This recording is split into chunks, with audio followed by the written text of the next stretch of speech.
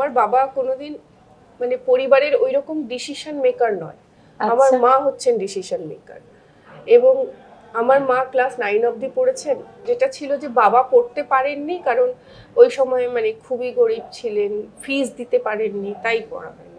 সেটা খুবই নমিনাল, আমার মনে 4 আনা বা সামথিং, মানে এখন আমার মনে নেই, কিন্তু এতই কম টাকা এখন শুনলে আফসোস হয়।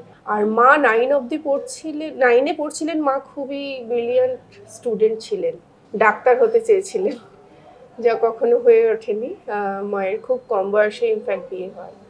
বাবা খুব শ্রদ্ধা করতেন যে মা হচ্ছে এত শিক্ষিত, এবং ওই অঞ্চলে পুরো ওই এরিয়াতে মায়ের মতো শিক্ষিত কোনো কোট আনকোট গৃহবধূ ছিল না।